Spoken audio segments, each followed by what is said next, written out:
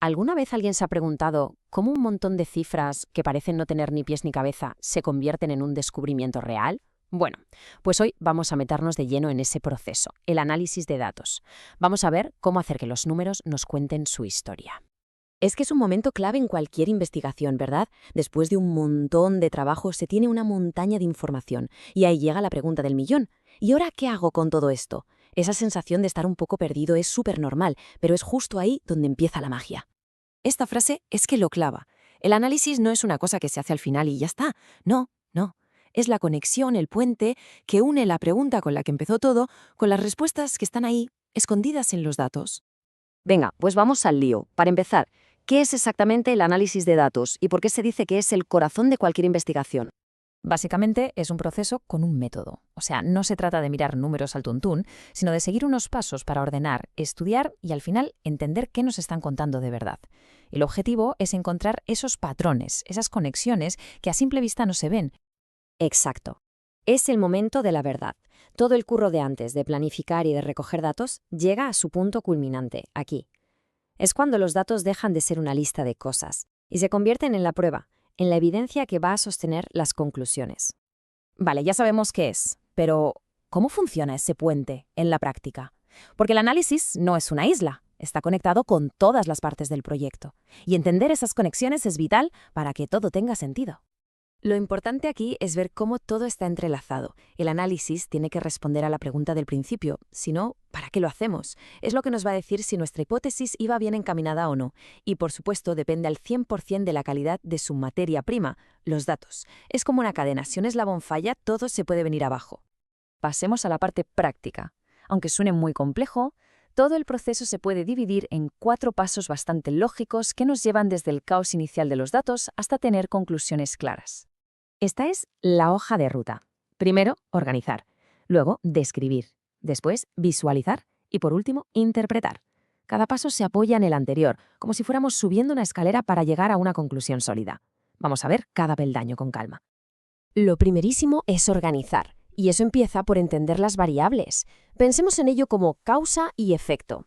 La variable independiente es la supuesta causa, lo que creemos que influye en algo. En el ejemplo, la zona del río. La dependiente es el efecto que medimos, o sea, la cantidad de residuos. Tener esto claro es la base de todo. Y así es como se lleva a la práctica. La regla de oro es súper sencilla. Cada columna es una variable y cada fila es una observación, un dato individual. Una tabla así, que se puede hacer con cualquier hoja de cálculo, pone orden al instante y te ahorra un montón de problemas más adelante. Con los datos ya en orden, toca describirlos. Para los datos numéricos, los cuantitativos, calculamos cosas como el promedio, el máximo o el mínimo. Para los datos de texto, los cualitativos, como el tipo de residuo, contamos cuántas veces aparece cada uno para ver cuál es el más frecuente. Es como hacerle una primera radiografía a los datos. Y ahora viene una parte genial, la visualización. Dicen que una imagen vale más que 1000 palabras, ¿no? Pues en el análisis de datos, un buen gráfico vale más que 1000 filas de una tabla. Es una herramienta increíble para que nuestro cerebro pille los patrones de un solo vistazo. Pero ojo, la clave está en elegir el gráfico correcto para lo que se quiere contar. Si lo que se busca es comparar cosas, como la cantidad de residuos en cada zona, un gráfico de barras es perfecto. Para ver cómo algo evoluciona con el tiempo, uno de líneas. Y para ver los trozos de la tarta, o sea, las proporciones, el gráfico circular de toda la vida. Mirad este ejemplo. Es que es inmediato. Con un solo golpe de vista está clarísimo que la zona B es la que más residuos acumula, pero de lejos. Esta conclusión, con una tabla de números, tardaríamos mucho más en sacarla. Y con este gráfico circular, pues 3/4 de lo mismo. Vemos al momento de qué se componen los residuos. ¡Pum! El plástico es el gran protagonista. El gráfico cuenta la historia de una forma súper rápida y directa. Y llegamos al último paso, que es quizá el más importante, la interpretación. No vale solo con describir un gráfico. Hay que ir más allá y explicar qué significa. ¿Esto apoya lo que pensábamos al principio? ¿Ha salido algo que no esperábamos? Es aquí donde los datos se convierten por fin en conocimiento. Vale, para que todo esto no se quede en el aire, vamos a ver cómo estos 4 pasos funcionan con un par de ejemplos reales. Así se ve mucho mejor cómo esta metodología ayuda a resolver problemas de verdad. En el caso del río, el análisis sería calcular los promedios y comparar las cifras. La interpretación es el siguiente nivel. Conectar ese pico de contaminación que vimos en la zona B con la posible causa, como una zona industrial o un pueblo cercano. Es darle un porqué a los números. Otro ejemplo muy claro.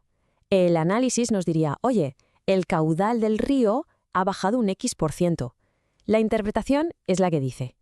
La deforestación está afectando directamente a la cantidad de agua disponible. Los datos son la prueba que respalda esa afirmación tan importante. Y para ir terminando, una pequeña chuleta con consejos clave. Presentar los datos de forma limpia, usar siempre números y gráficos juntos, no sacar conclusiones a la ligera. Y sobre todo, la regla de oro, que el análisis siempre responda a los objetivos iniciales del proyecto. Y cerramos con esta pregunta, porque al final analizar datos es justo eso, es un arte, el arte de saber escuchar lo que los números nos quieren decir para luego poder contar su historia. Cada conjunto de datos tiene un descubrimiento dentro, esperando a que alguien lo encuentre.